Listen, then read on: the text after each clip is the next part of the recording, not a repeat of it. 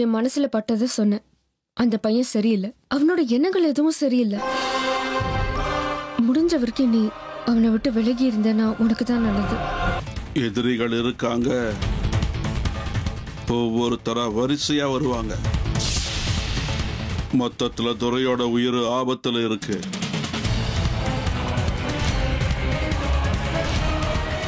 நான் ஒரு மாதிரி பிளான் பண்ணி மயூரியை என் வலையில விழ வைக்கலாம் நினைச்சா இந்த அமிர்தா அதை தடுக்க பாக்குறாளா? ஏய் அமிர்தா, என்ன என்ன முட்டாள்னு நினைச்சிட்டு இருக்கியா?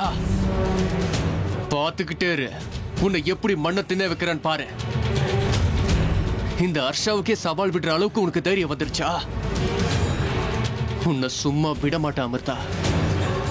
உன் வண்டவாளத்தை தண்டவாளம் ஏத்தியே தீருவேன். மயூரிய நிச்சயமா அடைஞ்சே தீருவேன்.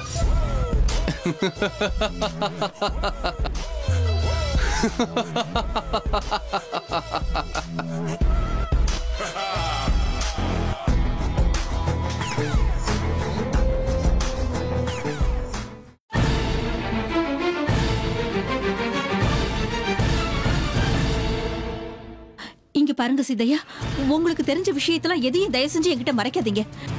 என் புள்ள உயிருக்கு நிஜமாவே ஆபத்து இருக்கா? உண்மையை சொல்லுங்க சித்தையா. யாரால ஆபத்து வரும், அவனுக்கு எப்ப என்ன நடக்கும்? எனக்கு என்னமோ ரொம்ப பயமா இருக்கு. அதுக்கு முன்னாடி ஒரு விஷயத்துல நீங்க என்கிட்ட உண்மையை சொல்லணும். சொல்லுவீங்களா? நீங்க என்ன வேணாலும் கேளுங்க, உங்ககிட்ட நான் எதையும் மறைக்க மாட்டேன், எல்லாத்தையும் சொல்லிடுறேன். மொத்தத்துல என் புள்ள அர்ஜுனுக்கு எதுவும் ஆகக்கூடாது. அர்ஜுன் இந்த வீட்டு பையன் கிடையாது, உண்மைதானே? அது என்கிட்ட எந்த விஷயத்தையும் மறைக்க மாட்டேன்னு சொல்லிருக்கீங்க, ஞாபகம் இருக்கட்டும்.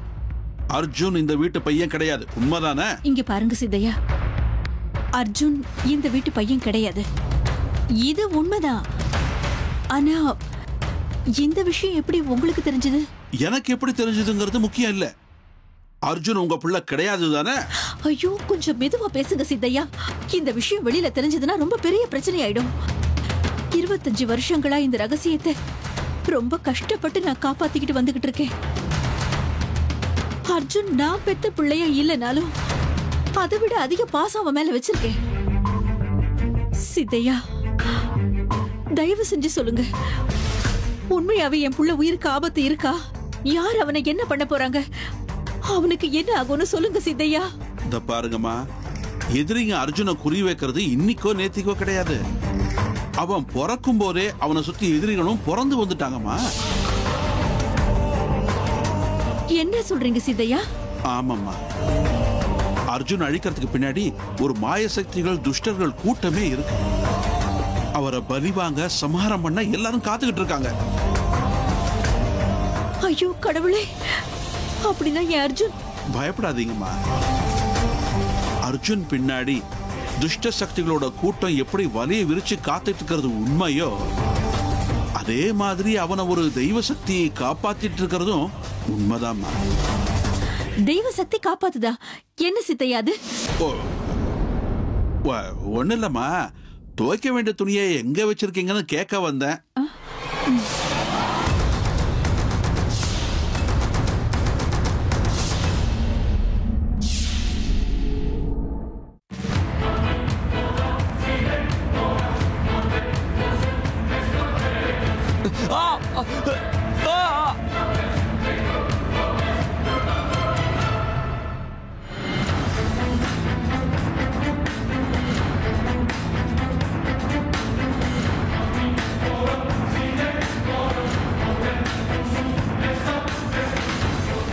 என்னை சுத்தி என்ன நடக்குது? இது வரைக்கும் நடந்த சம்பவங்கள் எல்லாத்தையும் வச்சு பார்க்கும்போது எல்லாமே விசித்திரமா தான் இருக்கு. அன்னைக்கு வந்து ஏதோ பெரிய பறவை அட்டாக் பண்ணுச்சு. அதுக்கப்புறமா யாரோ ஏன் ரூபத்துல வந்து அமிர்தாவை ஏமாத்தி கூட்டிட்டு போய் கொலை பண்ண முயற்சி பண்ணிருக்காங்க. இன்னைக்கு என்னடானா நான் இந்த வீட்டு பையனே கிடையாதுன்னு இவரு சொல்றாரு. இது எல்லாத்தையும் பார்க்கும்போது அந்த எல்லா சம்பவங்களுக்கும் ஒண்ணுக்கு சம்மதம் இருக்குமோ? ஏதோ ஒரு அழகான முத்து மாலை பிஞ்சு போய் செதறி ஓடின மாதிரி ஒவ்வொரு முத்தும் எனக்கு ஒவ்வொரு கதை சொல்ற மாதிரியே இருக்கு. இதுக்கு பின்னாடி என்ன ரகசியம் இருக்கும்? இதெல்லாம் எதுக்காக என்னோட வாழ்க்கையிலேயே நடக்கணும்? பார்த்தா பார்த்தா அந்த ஆள் எதுக்காக என்ன பார்த்தான்னு கூப்பிட்டாரு? அந்த பேரை கேட்ட உடனே எனக்குள்ள ஏன் அவ்வளவு குழப்பம் வந்துச்சு? அந்த பேருக்கும் எனக்கும் ஏதோ ஒரு சம்மந்தம் இருக்குன்னு ஏன் எனக்கு தோணணும்? எனக்கு இவர் சொன்ன விஷயத்துக்கும் அந்த பார்த்தாங்கிற பேருக்கும் ஏதாவது சம்மந்தம் இருக்குமோ? ஒருவேளை நான் இந்த வீட்டு பையன் இல்லையோ? அப்படின்னா நான் யாரு? எனக்கே தெரியாம என் பொறுப்பு விஷயத்துல ஏதாவது ரகசியம் இருக்கா?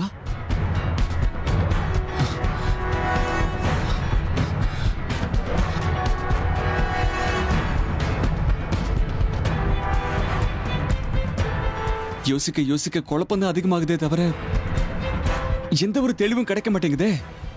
ச்சே.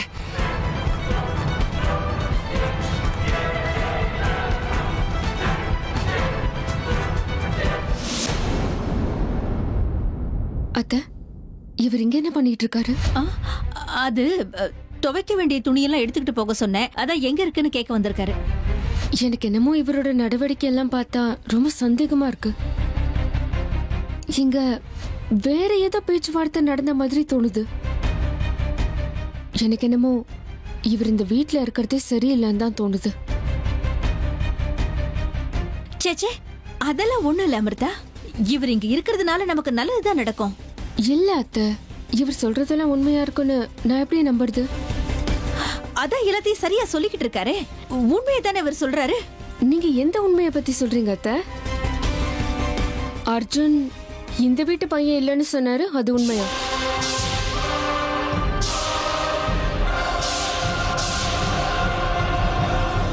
சேச்சே, அதையெல்லாம் போய் என் பெருசா எடுத்துக்கிறேன். நான் அதை பத்தி பேச வரல அமிர்தா. அர்ஜுனோட உயிருக்கு பெரிய ஆபத்து இருக்குன்னு இவர் சொன்னார் இல்லையா, அதை பத்தி தான் சொல்றேன். இது வரைக்கும் நடந்த சம்பவத்தெல்லாம் பார்க்கும்போது நம்ம அர்ஜுனுக்கு பின்னாடி அவனை யாரோ துரத்துறாங்கிறது நமக்கே புரியுது இல்ல அமிர்தா? நீயும் பாத்துக்கிட்டு இருக்கேல்ல, இந்த வீட்டுல என்னென்னமோ நடந்துகிட்டு இருக்கு. உங்க 2 பேரோட வாழ்க்கையிலயும் நடக்க கூடாத சம்பவங்கள் எல்லாம் நடந்து போச்சு.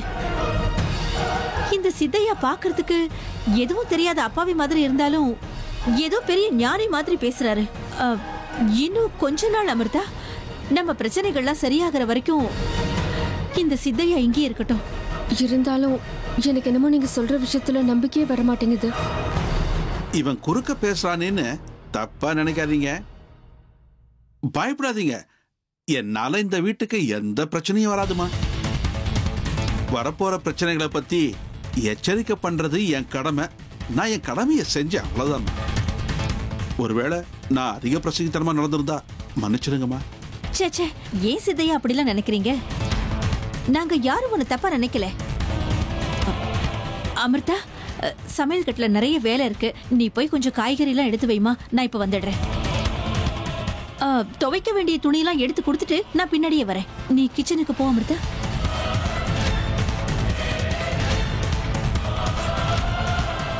சொன்னதெல்லாம் ஞாபகம் இருக்குல்ல? பொழுது போறதுக்கு முன்னாடி சாயந்தரம் துணி எல்லாத்தையும் எடுத்துடணும்.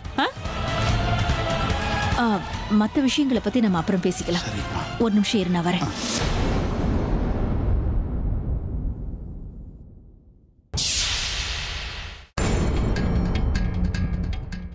சபாஷ், சரியான இடத்துக்கு தான் நீ போய் சேர்ந்திருக்க. எந்த பாதையில போகணுமோ அந்த பாதையில சரியா போய்கிட்டு இருக்க. பேஷ், இப்படியே உன் பணியை சிறப்பா செய். இன்னும் 3 நாள்ல பௌர்ணமி வரப்போகுது. அன்னைக்கு நம்ம எதிரிய நாம பலி கொடுத்தாகணும். ஞாபகம் இருக்கட்டும்.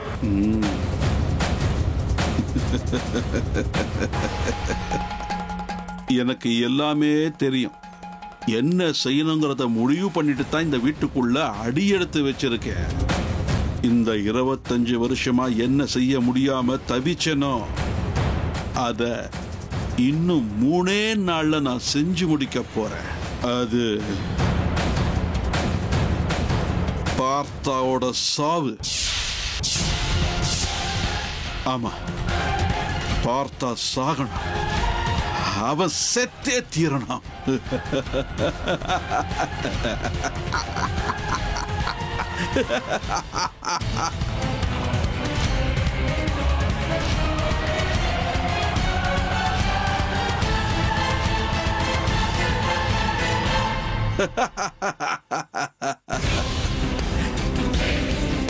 யாரு என்னதான் முயற்சி பண்ணா என்ன பத்தின ரகசியத்தை யாராலையும் தெரிஞ்சுக்க முடியாது. இன்னும் வெறும் 3 நாள் தான். பௌர்ணமி அன்னைக்கு ராத்திரி அந்த பார்த்தா கூட சாவு உறுதியாயிடும்.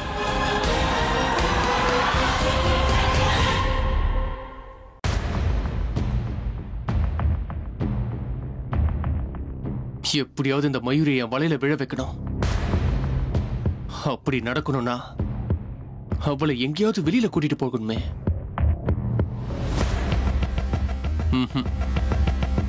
டைரக்ட் அப்ரோச் வேலைக்காகாத. இந்த அர்ஜுன் அமிர்தா டாபிக்கை வச்சுக்கிட்டே அவளை திசை திருப்பி என் பக்கம் இழுத்துக்கணும்.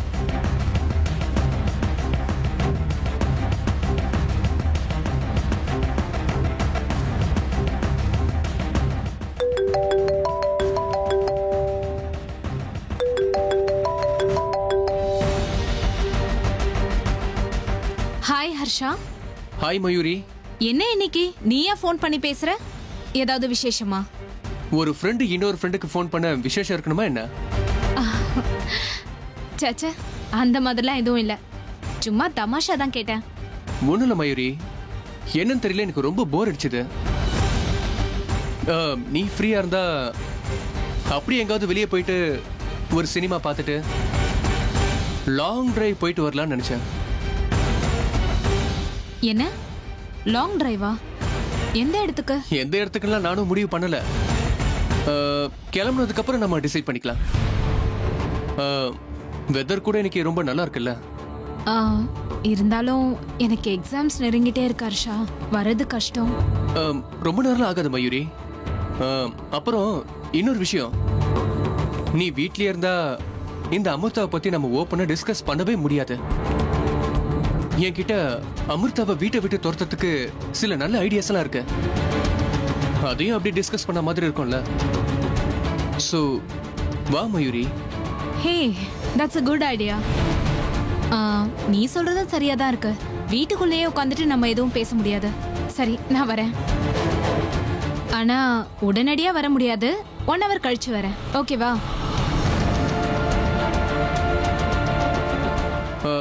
கண்டிப்பா மயூரி, நீ ஃப்ரீ ஆனதுக்கு அப்புறம் எனக்கு கால் பண்ணு. நானே வந்து உன்னை பிக்கப் பண்ணிக்கிறேன். ஓகே. புள்ளிமான் தானா வந்து என் வலையில விழுற மாதிரி தெரியுது. இப்படி ஒரு வாய்ப்புக்காக நான் எவ்வளவு நாள் காத்துட்டு இருந்த தெரியுமா மயூரி? இந்த ஹர்ஷாவோட வலையில விழுறதுக்கு ரெடியாரு. முதல்ல நீ, அதுக்கப்புறமா அந்த அமிர்தா.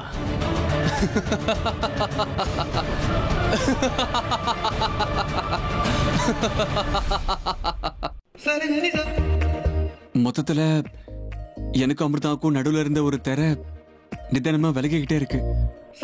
எனக்கு என்ன ஆனாலும் சரி, அந்த திரையை நான் முழுசா விலக்கியே ஆகணும். இனிமே நீ எந்த முகூர்த்தத்துக்காக காத்திருக்கணும் அர்ஜுன்?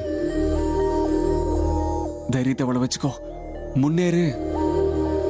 எனக்கு அமிர்தாவும் காதலை கட்டி போட ஒரு நல்ல முகூர்த்தம் கிடைச்சிருக்கு. எஸ்.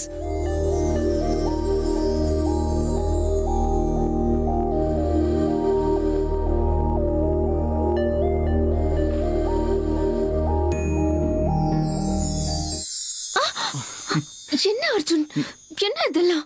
விடுங்க விடுங்க அர்ஜுன், என்ன இதெல்லாம் புதுசா இருக்கு? விடுங்க.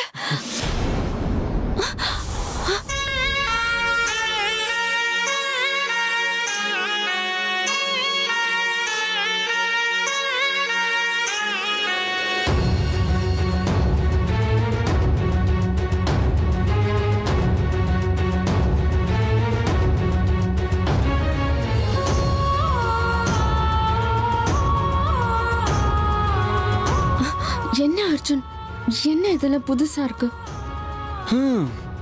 இந்நேரத்துக்கு இதெல்லாம் ரொம்ப பழசா இருக்க வேண்டியதுதான். ஆனா நேரம் காலம் கூடி வரலையே. இனிமே நம்ம 2 பேருக்கும் நடுவுல இதுக்கெல்லாம் எந்த விதமான தடையும் கிடையாது, கண்ணாம்பூச்சி விளையாட்டும் கிடையாது. இதுக்கு மேல உங்களை விடுற பேச்சுக்கு இடம் இல்லை.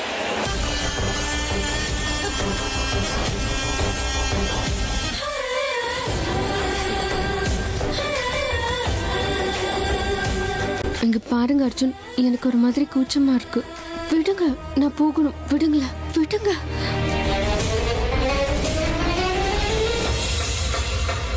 பௌர்ணமி வெளிச்சத்தை பார்த்த உடனே சமுத்திரம் பொங்கி சந்திரனத்தோட பார்க்கும்போது சந்திரன் வேண்டான்னு சொல்லி பார்த்திருக்கீங்களா? தேகம் முழுக்க மகரந்தத்தை நிரப்பி வச்சுக்கிட்டு மலர்ந்திருக்கிற பூவை வண்டு நெருங்கும் போது அந்த பூ வண்டை தள்ளி விடுதுன்னு யாராவது சொல்லி நீங்க கேள்விப்பட்டிருக்கீங்களா? இதோ பாருங்க அமுதா, நீங்க அந்த பௌர்ணமி, நான் தான் சமுத்திரம். நீங்க அந்த பூ, நான் அந்த வண்டு. ஏங்க, இந்த அர்ஜுனை இப்பவும் உங்களுக்கு பிடிக்கலையா? நான் எப்ப நெருங்கி வந்தாலும் என்னை தள்ளி விட்டு போறீங்க. எனக்கு உங்களை பிடிச்சிருக்குன்னு இதுவரைக்கும் நான் சொன்னதே இல்லையே. சும்மா நீங்களா ஒண்ணு மனசுல கற்பனை பண்ணிக்கிட்டா அது உண்மையாயிடுமா? அப்படின்னா இந்த அர்ஜுனை உங்களுக்கு பிடிக்கவே பிடிக்காதா? பிடிக்காது.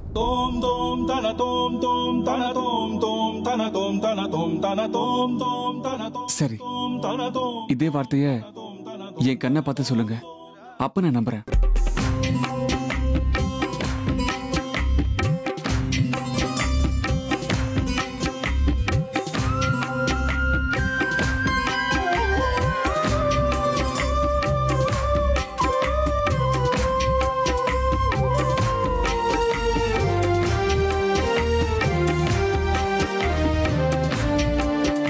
விடியலுக்காக காத்துக்கிட்டு இருக்கிற அந்த அணில் மாதிரி உங்க காதலுக்காக ஆர்வத்தோட காத்துக்கிட்டு இருக்கிறவன் இந்த அர்ஜுன். என் அமிர்தாவோட கண்கள்லயும் எனக்கு அதுதான் தெரியுது.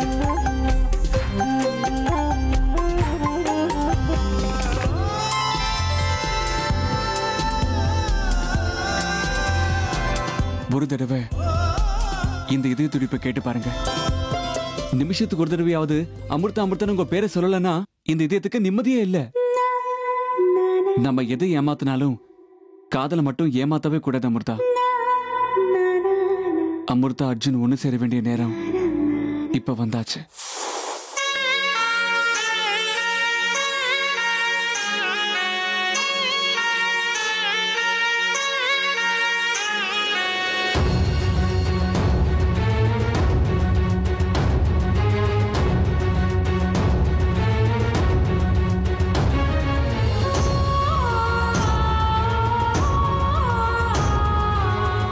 I love you. I love you, Amrita.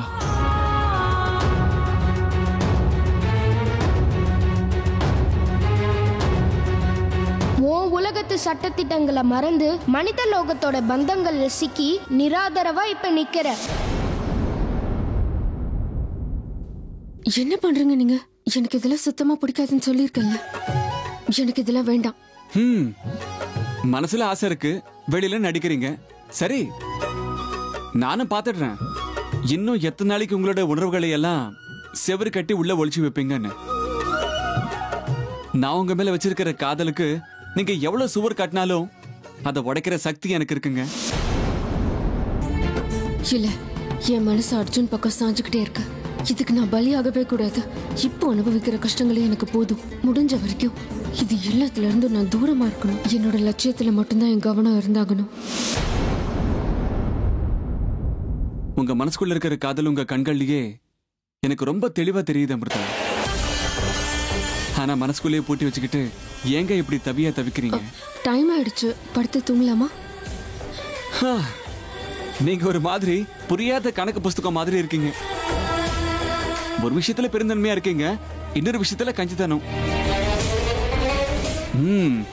மொத்தத்துல நம்ம விதியை யார் மாத்த முடியும் சொல்லுங்க?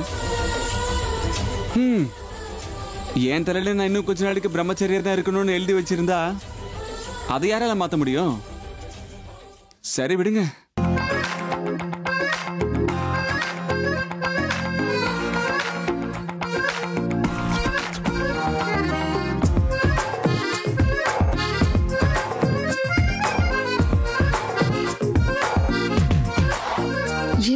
தரையில படுத்துக்கிறீங்க? ஏங்க கட்டி பிடிச்சிக்கணும் போல இருக்கா? அங்க தலைகாணி இருக்கு, போய் கட்டி பிடிச்சுக்கோங்க. அதுக்கு இல்லைங்க, இப்படி தரையில படுக்கிறீங்களே, குளிர் அதிகமா இருக்கும், ஜலதோஷம் பிடிச்சிடுங்கிற அக்கறையில சொல்றேன். எனக்கு என்ன, ஜுரம் வந்தா கஷ்டப்பட போறது நீங்க தான். உங்க இஷ்டம்.